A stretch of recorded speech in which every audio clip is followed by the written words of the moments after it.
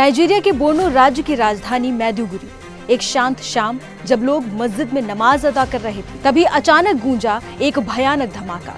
कुछ ही पलों में दुआओं की आवाजें चीखों में बदल गई। इस विस्फोट ने कम से कम 5 लोगों की जान ले ली और 35 से ज्यादा लोग घायल हो गए।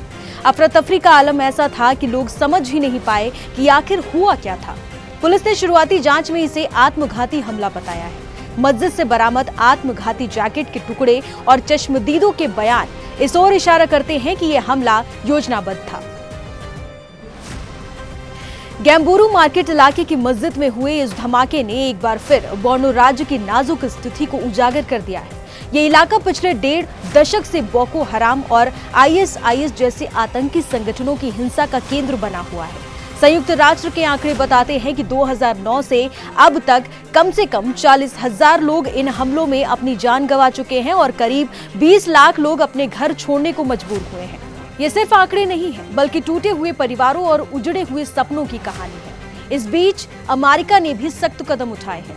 अमेरिकी सेना ने नाइजीरिया में आईएसआईएस के ठिकानों पर एयर स्ट्राइक की। राष्ट्रपति डोनाल्ड ट्रंप ने सोशल मीडिया पर खुद इसकी जानकारी दी। उन्होंने कहा कि यह हमला उन निर्दोष ईसाइयों के लिए था जिन्हें आतंकियों ने बेरहमी से निशाना बनाया। ट्रंप ने साफ कर दिया कि उनके नेतृत्व में अमेरिका कभी भी कट्टरपंथी इस्लामी आतंकवाद को फलने फूलने नहीं देगा। अमेरिकी अफ्रीकी कमांड ने भी पुष्टि की कि ये कार्रवाई नाइजीरियाई सरकार के अनुरोध पर की गई और इसमें कई आतंकी मारे गए हैं। हालांकि नाइजीरियाई सरकार का नजरिया थोड़ा अलग है। उनका कहना है कि आतंकी सिर्फ ईसाइयों को ही नहीं बल्कि मुस्लिम समुदाय को भी निशाना बनाते हैं। यह हिंसा धार्मिक स्वतंत्रता पर हमला है और देश की जटिल सुरक्षा स्थिति को भी दर्शाती है। नाइजीरिया ने साफ किया कि वो अमेरिका के साथ मिलकर आतंकवाद से लड़ने के लिए तैयार है। नाइजीरिया की आबादी लगभग बराबर हिस्सों में बटी हुई है। उत्तर में मुसलमान और दक्षिण में ईसाई।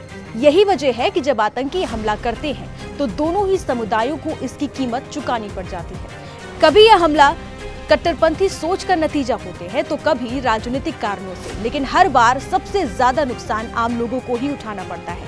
आज का ये हमला हमें याद दिलाता है कि आतंकवाद किसी धर्म का नहीं होता, ये सिर्फ इंसानियत का दुश्मन होता है। चाहे ईसाई हो या मुसलमान, निर्दोषों की जान लेना किसी भी विचारधारा का हिस्सा नहीं हो सकता।